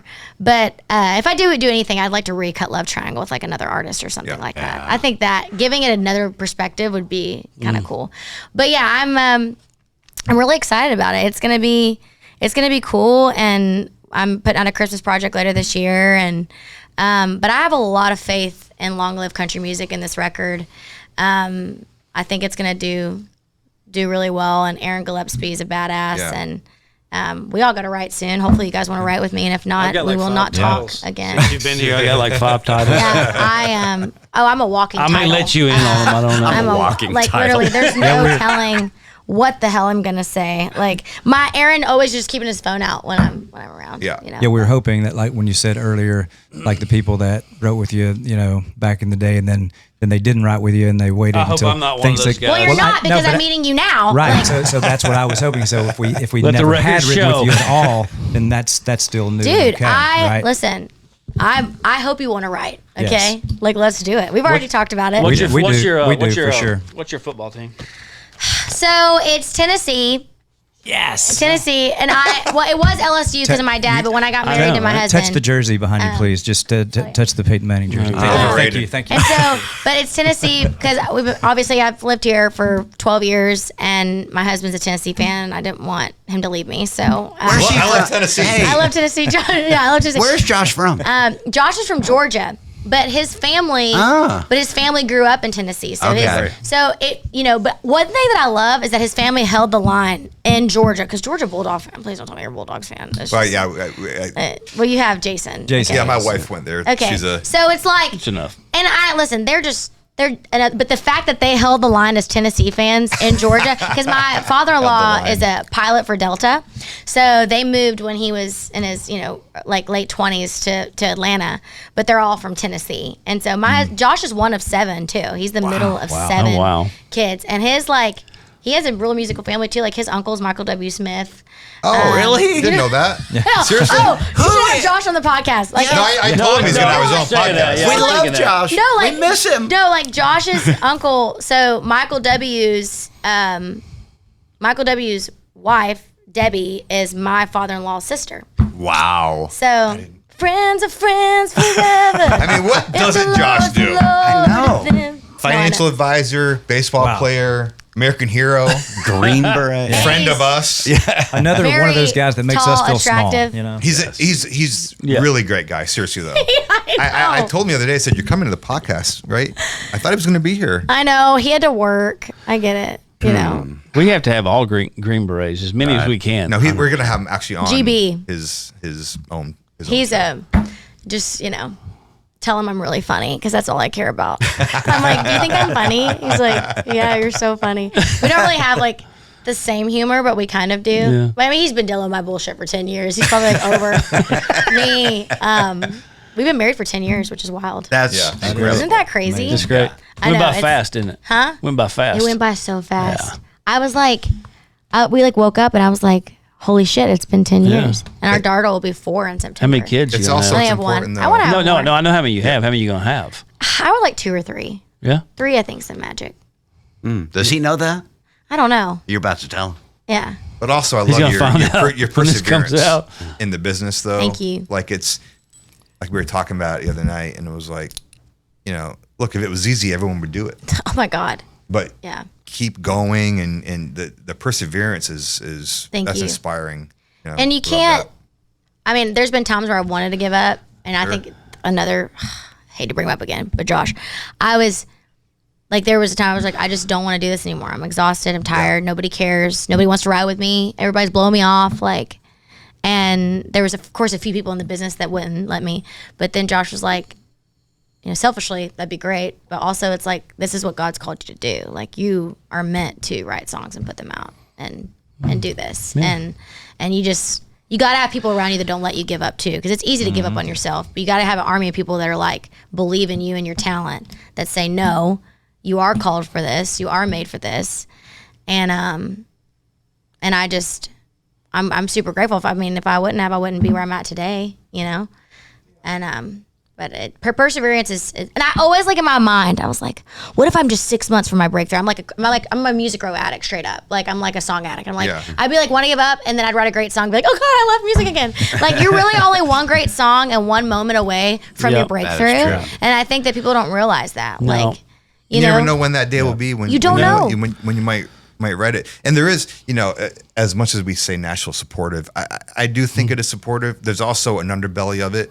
Like you said, that isn't like not wanting to write with someone because they don't have a deal at that point, or, you know, we've all had those breaks. Yes. Like at some point, you know, everyone was starting out at some point. You're right. You know, and you can look back years and years and you look at the people that were there for you. And like, I know for me and Kurt specifically, guys like Dave Lee Murphy, who we saw yesterday, Mike Delaney, who's very close to us. Those guys wrote with us when we were just session players, and we weren't really writing a lot.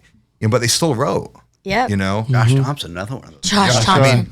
But Josh Thompson wrote She Chose Me when I didn't. Yeah. I didn't have a deal or anything. I think those people are the ones that you end up keeping.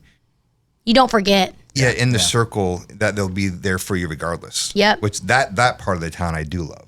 You know, because there's a handful of people that you know would really do want the best for you. You know, and they want to be there for you through that journey. And it's like, I don't know, I really do. I'm so grateful because I can look and I see also the genuine friendships you have. And I want to know who has my back through thick and thin. And then especially like, I mean, I feel like the last couple years have been kind of crazy with the industry, and like being nervous to tiptoe around and say this. Or it's like, no, it's like, y'all, like, we're all going to do what we want to do. We're all going to put out what we want to put out. We're going to say what we want to say, and we all support each other. Like, you know, and if you don't, that's fine. And I think people are really coming into their own, which is cool. But I'm really grateful for my friends in this business and songwriters. And well, we're lucky to know you. Oh my gosh, you're so sweet. No, it's we're going to write. Great to meet you. Thank you. I'm a huge fan. Do you think I'm funny? After meeting me, do you think I'm more funny? No, I think you're fantastic. I think you're well spoken. Thank you. You're witty. Thanks. Wow. I can't wait to talk through these titles, man. See what kind of songs you write. Right? If you can get him off the golf course. Oh, shit. I mean, that's the first challenge. Hey, you got to come play my golf tournament this year. All right. I have a RaeLynn Diabetes Fund tournament. Kid Rock played it last year, so hopefully I can get you. You know. Wow, she did that to you. I did that to Bob you. Played it. Yeah, well, Bob played it. Billy Bob Thornton. I love Bob. Talk about a fun dude. Yeah. There's Bob and then there's Kid Rock. Yes. Oh, believe me, we know the difference. I know the difference too. Yeah.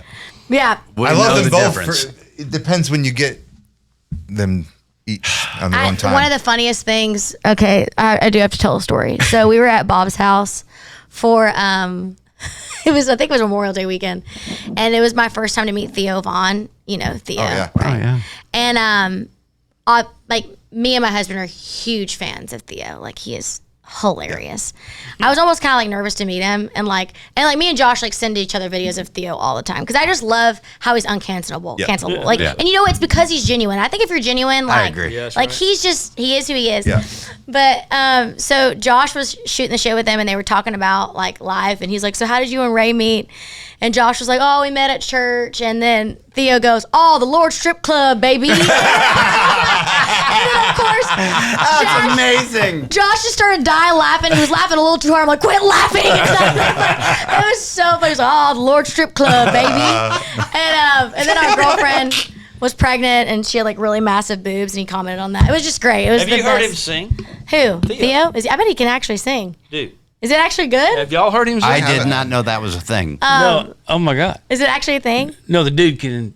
Are you serious? Oh, he can bring it. There's video footage of him singing in like a worship service when he was. Is that AI or is that real? No, it's got to be real. Is it the adult baby? No. I like the adult baby version. No, you know. No, it was. I don't think it's real. It has to be him. It has to because it's too perfect. It matches his speaking voice.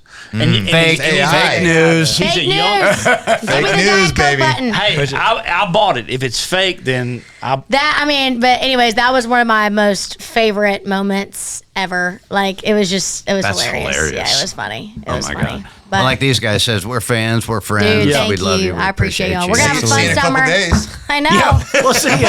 Playing Watershed. That'll be fun. Watershed's great. Watershed's great. I haven't played it since 2018. Hey, any Brian O'Connell, who's our brother and who's heads up Live Nation Country Division, his festivals. Did I tell you my Brian O'Connell story? Do it. Well, yeah, I mean, go ahead. No. Did I tell you? Yeah. First of all, Brian is, he's a badass, but he is a sweetheart too. Oh, yeah. And I'll never forget, I was on tour with Miranda, and I have type 1 diabetes. I was talking about my diabetes foundation earlier, but we were in a van. We were doing the van thing. We wanted to afford a bus that year, but we couldn't afford it. Obviously, I was like making nothing. And so, and we couldn't get a sponsor because nobody did sponsors back then. And so we'd had lack of sleep. We had gotten up at like 2 a.m. to drive to our next show. And I had my sugar dropped, and I had a diabetic seizure at we were at some gas station or whatever. And so, get resuscitated or whatever, I'm fine. I get to the hospital. Ended up making it to the show and played the show with Miranda that night. I was like, I'm wild. We did it. But my first manager was a woman named Carrie Hansen. She managed the Judds, and then Winona Judd. She did all her career. And she was my manager for about 8 years before I went with Kevin. And we parted ways in the most beautiful way. It was just, she wanted to do other things. She wanted to get out of the business. But Carrie worked for Brian in Chicago, and he used to call her Lou, and because he met her at Bar Louie when she was a bartender at at Bar at Bluey, and she would like organize tickets or whatever. But so he goes up to Carrie, and he's like, Lou, like, what do we got to do? Like, what happened today? And she was talking about just kind of like what happened and me having type 1 diabetes. And the biggest thing with diabetes is hydration and sleep. And it's like, you just can't mess with those two things. And so she was like, we're just gonna have to bite the bullet and get a bus, and we'll figure it out. We're just gonna go in the red. But Ray has to be like, we have to figure this out. And he's like, well, how much do you need? And she's like, I think we need about 40,000. And he's like, okay. And I was on 4 of his festivals that summer, and he bumped my guarantee up by 10 grand each festival, so that way I could afford a bus that summer. That's the kind of guy he is. But that's like, I will never ever forget. And I didn't have shit. I didn't have God Made Girls. I didn't have nothing. And he did that, like, because he's just that kind of guy. Like, he is. And then when I said that to him, I was telling that story a couple weeks ago, he goes, oh, I did that. I was like, shut up. You're the best guy. But he is just, he is salt of the earth. He really is. He's taking care of, obviously, Jason and us personally as well. I don't know, man. Me and Wendell opened for Rascal Flatts one tour. Wendell Mobley? Yeah. I love that guy. We opened for, and Brian gave us McDonald's gift cards at the end of the tour. Well, I guess you weren't funny enough. So I don't get it's not my fault. I don't get the whole. And you don't have diabetes. Yeah. He didn't bump anything. I don't know what y'all are talking about. I love the guy, though. Yeah, he's a sweetheart. But anyways, I could talk to y'all all day. This is fun. We'll have to have you back sometime. We'll have you and Brittany together. Oh, that'd be fun. Oh, geez. We'll just leave. Let them. Right. I love Brittany. She's incredible. That's my girl. Oh, she's straight up. That's my sister. She's incredible. She's a really good friend. Yeah. It's been so fun having you out. I can't wait for the rest of the Oh my summer. gosh. We just got started. We have so many more weekends. I'm very excited. Hey, can you Josh, do we miss you. me See you and soon. Kayla a favor when you're out there? Would you remind these two knuckleheads to get some content while they're out there with their phones? We're not good at that. Yeah. I'll make them do a funny TikTok. I'll do some funny TikTok. We'll do something with you. You got to. No, I got it. I got you. I'll make them do some funny shit. Yeah, we need your help. All right, now I'm gonna do it. maybe it's I dress them in one of my outfits. Oh, jeez. Oh, God.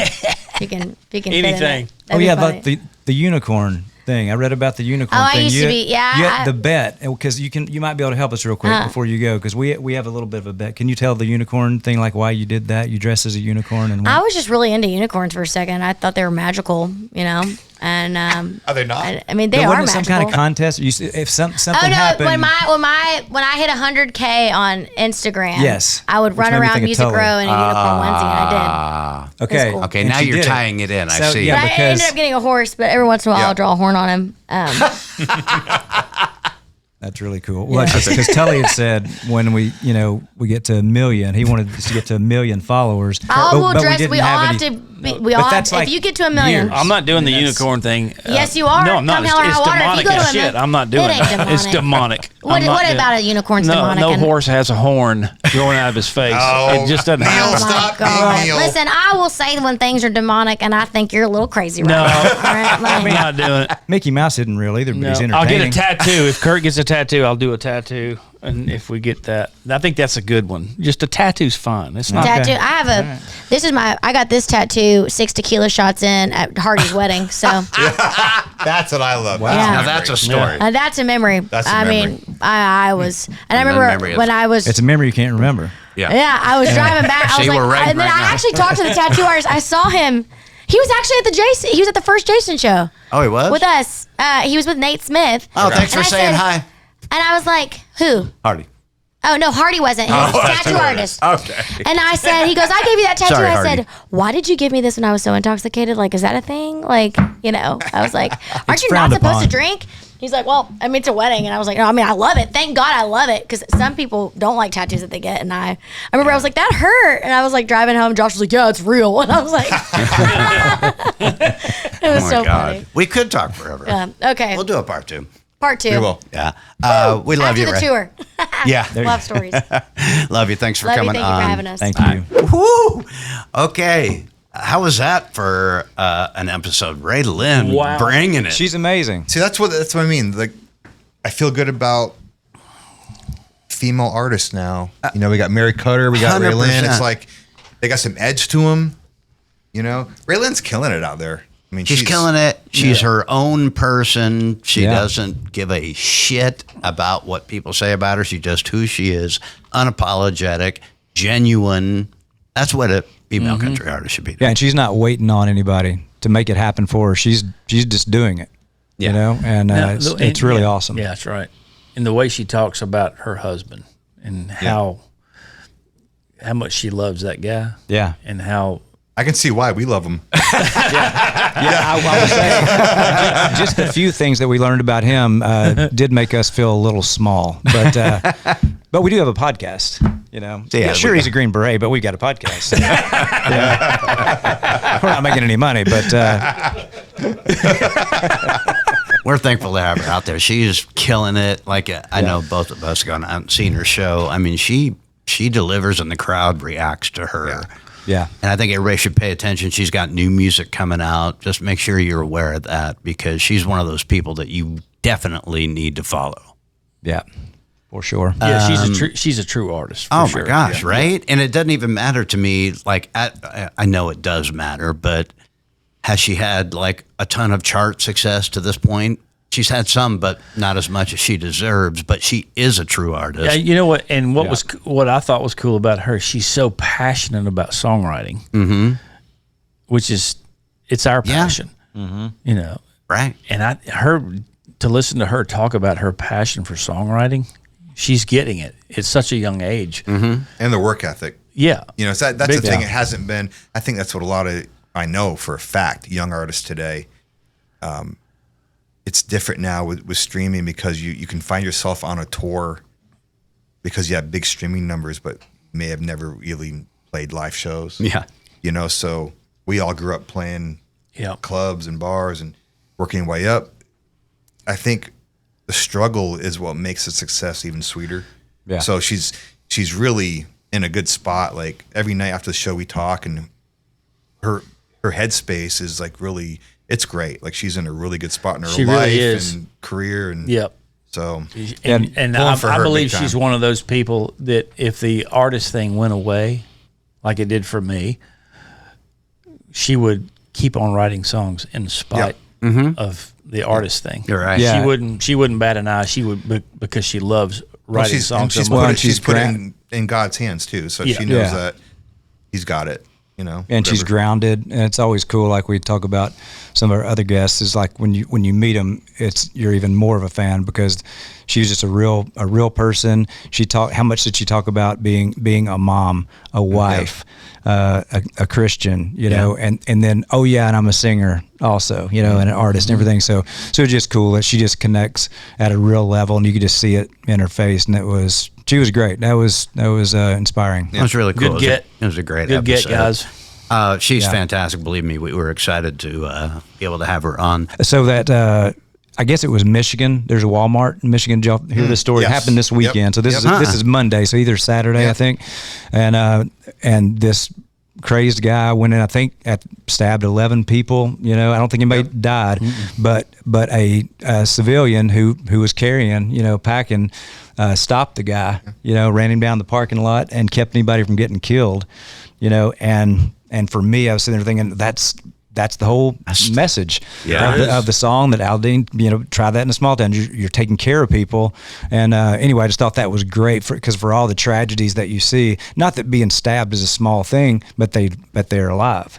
Because somebody was there. See, this is crazy. I didn't even hear about that. And you would think that should get national news. Well, and of course they tried to turn it around on the guy that kind of saved everybody. Oh, sure. And I haven't heard much. It was so new. I don't know what's happened. Hopefully nobody did die after I heard that. But I thought it was cool that somebody did step in and until the authorities got there. There is nothing more patriotic than good people packing. Yeah, nothing. Yeah, more patriotic than that. Made me save lives. No doubt about it. Absolutely. When you have a sane person that's packing. I mean, everybody should be able to walk around, do what they do, go shopping, do what they do. If more good people were packing. Well, I would learn how to use a firearm and pack and take it. Yeah, if anybody's listening to this and they know the guy, it'd be cool to get him on the podcast. Oh, that'd be awesome. I think it'd be really fun. So if any listeners know that guy or situation or family or whatever, please contact us and that'd be great to get him on. Yeah, that's a great idea, Kalo. That'd be incredible. Yeah. I love it. Great story. Yeah. Kalo's wearing the OG shirt, so we need to mention them. Original Glory. Yeah, right. I love it. The boys. What's the drink you always ask us to put? Oh, they've got a beer mosa, which which I hadn't had one of those before, and but now I'm have them on the way to this podcast. So I like it. But they're really great and refreshing. You can try them out. Thank them, Patriot Mobile. Yeah. They've been out at the shows with us, guys. Great. They've been killing it. Unbelievable people. Oh, just starting with Glenn all the way down. Those guys are incredible. We're thankful to be with them. Believe me, Jason's thankful that they're part of the tour. And then eSpaces, of course. Mm-hmm. Look at us. We're loving Look at us. Look at us. Look at this. Amazing. Yeah. Even with that horrible orange jersey staring at me. Well, I mean, I think it's fitting though when it's behind my head for sure. Yeah, we need to raise the camera so we can see the Alabama hat that's hanging over the jersey. Well, no, and we did find that RaeLynn was a Vols fan, and she did, touch the jersey, which, gives it. We got another volunteer in here, which is great. That's exciting. If you're watching on YouTube, make sure you're commenting, you're reviewing, give us the 5 stars, download, do all that kind of stuff. Follow us on Insta, X, TikTok. We're everywhere. We're growing. And we got big news coming. We've got an announcement coming very, very soon. Very soon. We thought it was going to be this time, but it's not. So next time, it's happening. Right. Things, the wheels are in motion. How long are we going to keep teasing them? How long? Hopefully not long. No, I think it's happening soon. Where's Wade? Nobody knows. He was in Bandon. I got a picture. He was in Bandon Dunes for a little while playing golf. Oh yeah. I hope he's doing deals and stuff. I feel like we're doing more podcasts and working harder than ever. I feel like Wade stopped working, taking more vacations. The thing about Wade is just when you think he's not been working. Oh no, I know. And he's been playing. He's like all of a sudden we get this. Yeah, we'll pull something out. We get like, oh shit! Look what happened. Yeah, you did what? We love Wade. He's doing stuff. We couldn't do it without Wade. Yeah, we're just kidding. You notice we didn't hear from Jim today. Oh, that's right. Jim didn't have his mic turned up or something. I don't know. It's weird. Hey guys, there he is. We love our Jim too. Well, we're doing this podcast 6 hours earlier than usual, so maybe he's just not awake enough. Hey, I agree. So, I had a hard time getting awake today. Yeah. So you guys trying to stay off the Epstein list. Oh, jeez. Oh, no. There we go. And that does it. Yeah, thanks for everybody for watching. We're very appreciative of you. We're Thrash, Kalo, GK. Fondue. I'm whatever you want to call me. This is a Try That in a Small Town podcast. Thank y'all. Make sure to follow along, subscribe, share, rate the show, and check out our merch at trythatinasmalltown.com.